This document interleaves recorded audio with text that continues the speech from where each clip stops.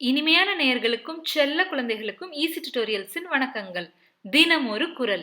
இன்னைக்கு நிலையாமை அப்படிங்கிற அதிகாரத்துல இருந்து ஒரு குறள் பார்க்க போறோம். அதிகாரம் எண் 34, குறள் எண் 336.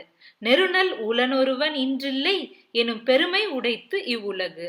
இந்த குறளோட விளக்கத்தை ரவி அங்கிள் நமக்கு தராங்க. எல்லோருக்கும் வணக்கம். இன்னைக்கு நாம பார்க்க இருக்கின்ற குறள், நெருநல் உளன் ஒருவன் இன்று இல்லை என்னும் பெருமை உடைத்து இவ்வுலகு. நெருநல் அப்படின்னா நேற்று என்பது அர்த்தம்.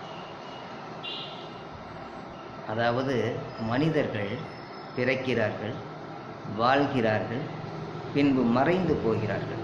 அதாவது மரணம் அடைகிறாங்க, இல்லாமல் போயிடுறாங்க இல்லைங்களா? அது எப்பேற்பட்ட மனிதராக இருந்தாலும் இந்த நிலைமை தான். எத்தனையோ பலசாலிகளை, எத்தனையோ வலிமையானவர்களை, எத்தனையோ புகழ் பெற்றவர்களை நாம் கேள்விப்பட்டிருக்கோம். ஆனால் எல்லாருமே ஒரு நாள் தோன்றி ஒரு நாள் மறைந்தார்கள் அப்படிங்கிறது தான் இங்கே உண்மை. அப்போ இங்கே சாகா வரம் பெற்றவர்கள் அப்படிங்கிறது யாரும் கிடையாது. நம்ம புராணங்களில் படிச்சிருக்கோம், அரக்கர்கள் கடுமையாக தவம் பண்ணி வரம் கேட்பாங்க.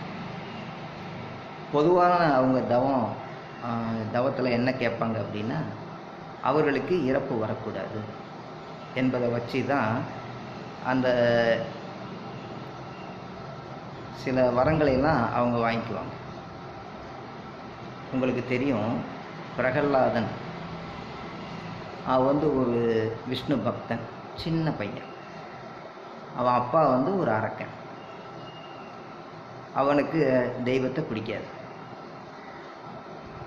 இவன் பக்தி மார்க்கத்தில் இருக்கிறதுனால என்னென்னமோ சொல்லி பார்க்குறாரு, புத்திமதி சொல்கிறாரு, மிரட்டி பார்க்குறாரு, இல்லை அவனை கொல்றது கூட ட்ரை பண்ணுறாரு. ஆனால் அவன் அதிலேயே பிடிவாதமாக இருக்கான். அப்போ உன்னுடைய கடவுள் எங்கே இருப்பார் அப்படின்னு கேட்கும்போது, அவன் எல்லா இடத்துலையும் இருப்பார், தூண்லையும் இருப்பார், துரும்புலையும் இருப்பார் அப்படின்னு சொல்லும்போது, பக்கத்தில் இருந்த ஒரு தூணை காட்டி, இந்த தூணில் இருப்பாரா அப்படின்னு கேட்டால், இருப்பார் அப்படின்னு அவன் சொல்ல, அவர் கதாயுதத்தை எடுத்து ஒரே அடி அடித்து அந்த தூண் பொழந்து நரசிம்மர் வெளியில் வர்றார். நரசிம்மர்னா மனுஷனும் கிடையாது, மிருகமும் கிடையாது.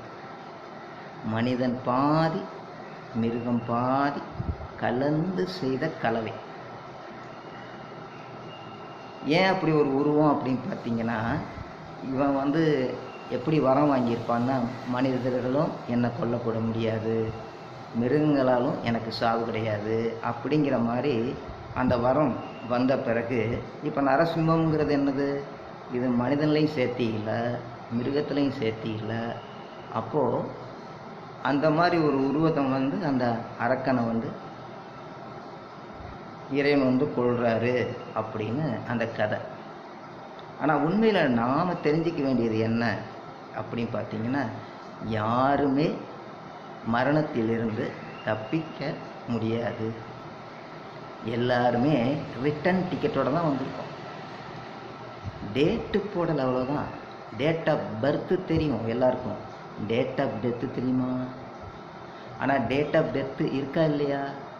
ஒவ்வொரு வீட்லையும் ஃபோட்டோ போட்டிருப்பாங்க, தோற்றம் மறைவும் போட்டு அதுக்கு ஒரு டேட்டு இதுக்கு ஒரு டேட்டு போட்டிருப்பாங்க. இதுதான் உண்மை, இதுதான் இயல்பான நிலை. அதனால தான் இந்த உலகத்துக்கே அது மிகப்பெரிய பெருமை. இங்கே யாருமே நிலைத்து வாழ முடியாது. கொஞ்சம் யோசனை பண்ணி பாருங்கள், நம்ம வீட்டிலையே நிறையா பேர் சாகாமல் இருந்துக்கிட்டே இருக்காங்க அப்படின்னா, வீடு தாங்குமா, நாடு தாங்குமா? அப்போது இது ஒரு கணக்கு.